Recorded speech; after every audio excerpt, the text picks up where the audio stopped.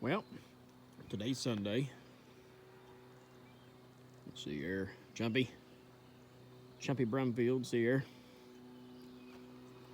I dug all that down, just like you wanted. There's the new shop. I think that's all the framing materials. Of course, the metal ain't there. There's our concrete.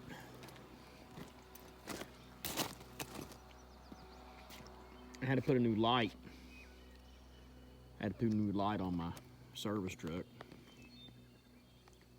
You can't really see it. See the light bar. Put a new light on it today. I backed my service truck onto my pad. See my tracks. So I left trash in the floor, didn't I? Got that done today. Now, I think I'm gonna mow my grass one more time. Then I'm gonna take my mower back up to the farm where, so that way Dad can mow his grass there. There's the old light. Like one side of it. Well, you dirty dogs. Daggone birds are living. They're living up there. I didn't block off that up there between the, right here. I didn't block that off. I was trying to let it breathe. But daggone them birds, I didn't get up in there and make them a nest. I guess I'll let them get their little birds out of there. I don't know how long it takes before they move the little birds out. As soon as I get the little birds out, I guess I'll have to go back and put screen over all them, I guess. Daggone buttholes. But one side of it quit working. The rest of it still works, but just this front side. I think it was the front. It quit working, and they're not real high dollar lights. They're only like $225. I think that same size light in like a Wheeling light. I mean, they're like 48 inch or 50 some inch light bars. That same light's probably like freaking, $1,500. And put $1,500 light on the front of a truck and then turn around and drive it through the brush. And it get knocked off. That just don't make very good sense. That just don't make very good sense. So, come on. So what we was gonna do was we'll buy us the $200 lights and replace them every couple years. Ain't that right? All right, let's get this grass mowed. And I need to get them big old rocks out of that ditch. I'll show you all here in a minute. It's that steel door. Put these big old rocks down there. I need to get these daggone rocks out here.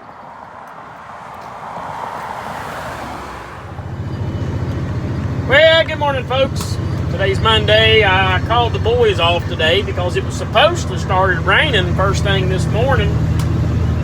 And it ain't raining yet. But by golly, it looks like it's getting ready to rain. Looks like it's getting ready to come a gully washer.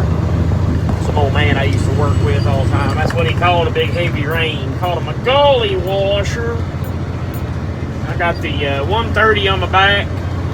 We stopped at a little job there in Salt Rock where the 700 is. And we dug some trees out of the ground. They were two big standing dead poplars. I was going to just use the dozer to shove them out, but I was kind of worried. I was talking to my dad last night. We was talking about it. I was up there at his house. We was talking about it. He's like, yeah, you got to be real careful when you take them dead trees down there. they'll have some rain in the windshield, man. They'll break over on you, you know, and come back up on top of your head and everything. Which, you know, he was making conversation. He wasn't making it out like I didn't know what I was doing. He was just making conversation with me. And I started thinking about that heavily on my heart, and I was worried. I was like, man, I hate for Preacher to get up there, and which Preacher, you know, he's an experienced operator too, but it still just worried me. So I fretted about it all day, all night, and this morning I just decided I was going to stop over at the hoe and do it.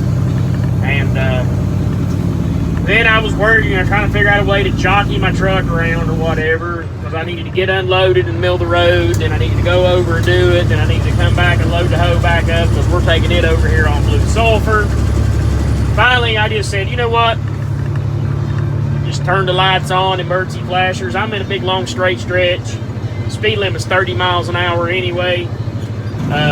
They can just drive around me. So I just left her parked in the middle of the daggone road, done my job, and then loaded back up, swept the road off, chained everything down. And now we're going out Blue Sulphur here if I don't run somebody over. Man, people absolutely fly. So today, I'm going to have Preacher tomorrow, which is supposed to rain now tomorrow too. It's supposed to be clear. So I make my plans, and now it's supposed to rain again tomorrow, and it ain't supposed to actually quit raining until Wednesday. So Preacher may not even get to come back to work until Wednesday. The guys are coming back tomorrow, and if I'd have known this, which it's almost, 9:30 now, so then the boys wouldn't have got very much time in anyway today before it started raining. And if I had if the shop was framed up, then what I'd have the boys doing is in there helping me wire everything, because I got a lot of wiring to do. And that's another thing I needed to do today anyway. I needed to go and get the doors and the windows, the walk-in doors and the windows and stuff for the new shop, so that way when the Amish start framing everything, building everything, it was going to be today, but then they had to finish up another barn, so I don't think they're going to be coming till tomorrow, and it could be even Wednesday if they don't get to work. I'll have everything there for them guys to start working. I don't want to hold them guys up. And as soon as they get it all framed up, I need to get my hind end in gear and start getting it wired, so that way the insulators, they're 2 or 3 weeks out on getting the material to make the insulation. And the garage door company, they're 3 weeks out from having, 6 weeks out from having the garage doors. So, which the Amish or the insulators were supposed to be 2, so I'm gonna give them a shadow of a doubt and say 3.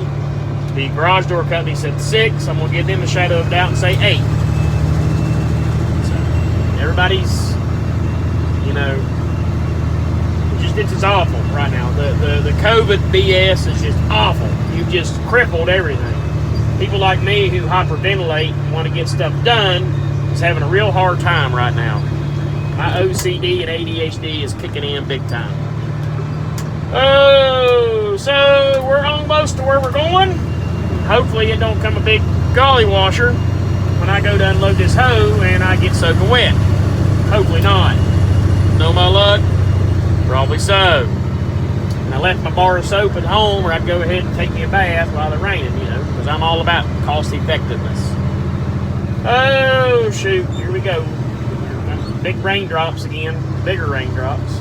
So, guys, hold tight. And let's get up here and get this hoe unloaded. Well, we got this here loaded up. I was going to wait till the morning. I might go ahead and haul that over tonight. It ain't very far. It's over on Blue Sulphur. I'd keep me from having to wool with it in the morning. We got a dirt bucket. We got our bush hog. We got our grapple. This is one of the reasons why I bought this trailer, was to be able to do this right here. I couldn't have hauled all that on the other trailer I had, that Hudson. But I got enough trailer, and I got enough weight suspension to hold all this up. No, it's not tied down exactly right, but it ain't going nowhere. I'm telling you, if you ask me again, would I buy this trailer again? I'd probably tell you no. Look at this. Quality found it not to be plausible to weld both sides. They put a little stitch right here. They put nothing over here. Put a little stitch right here and a stitch right here. Why wouldn't you go ahead and weld all that up? Makes no sense. Quality trailers. Y'all need to pick it up. Look at this right here. Look how it bowed in. That's not even tightened up. I mean, it's tightened up, but I mean, I would crank it more, but I'm afraid I'll pull the daggone thing off. Quality trailers, you guys desperately need. And then the ramps need to be about a foot longer, because see how this tail don't come down far enough. It needs to come down about another 8 inches or so, drop down. And it's possible your beam's right there. It makes no sense on why you all thought that was a good idea to leave it up like that, but you did. And then I'll show you on the other side. See how the mud flat's missing from here? Well, there's a reason for that. It got hooked and got broke off. Now, I do like this little handle. There's kind of handy. Look at this. You put your angle iron where you can weld it on the side of here, but you're too lazy to cope out this C-channel. So you just weld it like this. There's nothing to weld to. I mean, I guarantee you, nope, look there. No welds on the inside. I don't know what I gave for this. What I gave for this, $9,100 or something like that. I mean, it's probably worth $9,100. It ain't worth no more than that. But during the assembly process, okay, you see this flat piece of metal right here? You can see it better on this side. Look here.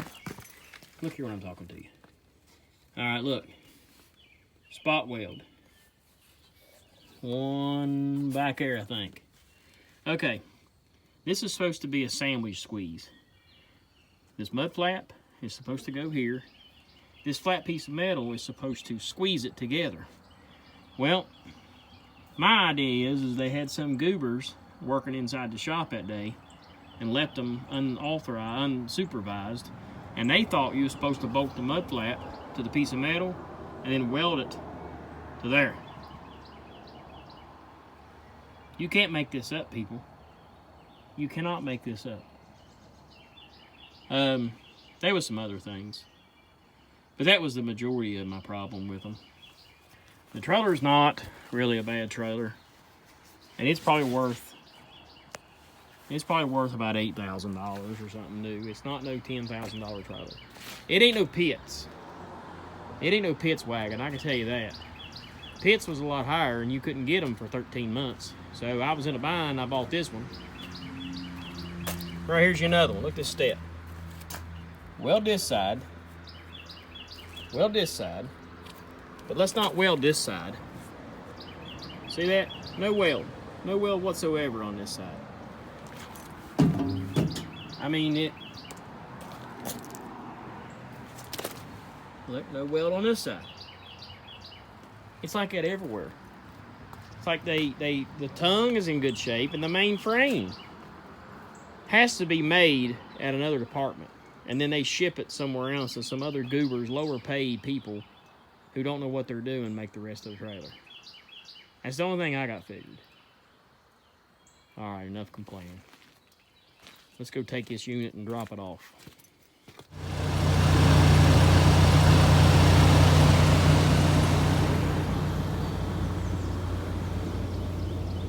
Well, here's the job at hand. Got a lot of brush. A lot of brush. Gotta get all this stuff cleaned up and burnt. And then we're gonna start putting some roads in here. This job is for a new customer. Great guy. He bought this property. They had it logged, and now he's wanting to try to start building some houses in here. Great idea. It's a great location. We're 3.2 miles from Route 60 in Ona, right outside of Ona. You're probably about 5 miles from the Huntington Mall. 5 miles from getting on the interstate, 64, Barbers. I mean, it's a premium location. Beautiful place, beautiful 2-lane road. I know some of you all out there is thinking, oh man, that's a big thing for you all, 2-lane road. Yes, it is. Yes, it is. 2-lane roads are big. Shoot, sometimes blacktop's nice. West Virginia, our blacktop ain't even really nice. Got a couple things going. One, I got Pooh Bear down there. Pooh Bear is greasing. Preacher and Briar went to go pick up a chainsaw at John Deere we had worked on. So we got to get some silt fence in to please the masses that might be driving by. And then we've got a crap load of this just garbage that's got to come out. I mean, it's got to come out. It's got to come out here and it's got to be burnt. Now, saying that, we need to find us a place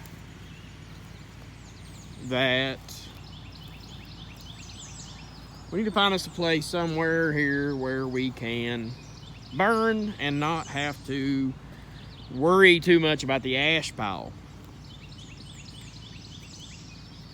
That way we don't have to deal with that. Now, yeah, it'd be better if we burnt down here, it'd be closer. But I really, really think that we need to burn like up in here.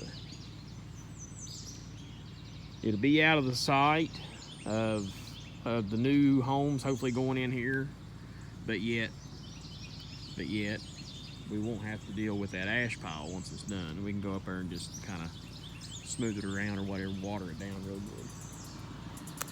But this is a pretty nice setting. It's gonna look different by the end of the week. It'll look a lot different by the end of the week. We just kind of gotta get started here. So we'll jump over on this other side and get a couple of videos or a couple footage of that, and then let's get started. Well, we got a pretty good start.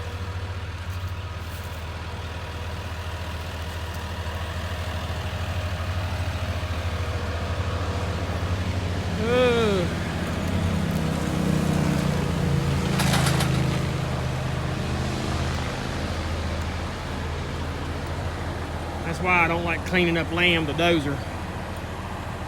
So much dirt in that. They got drains got a little bit of clogization in it.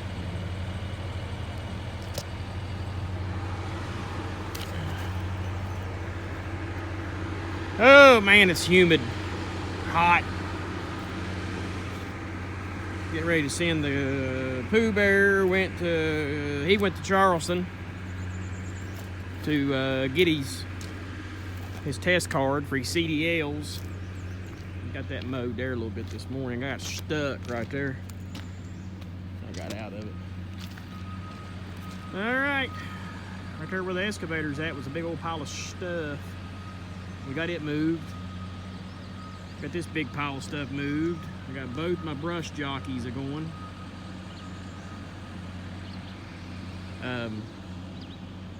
We're basically at a standstill now. We gotta get some pipes. So I'm gonna send the boys here in a few minutes. We'll send them on up the road. I'm gonna get us about 3 bale of mulch for the fire tomorrow, and a 30-inch, an 18, and a few 12s. So I gotta finish backfilling the flap or whatever. We got the silt fence up to there. we'll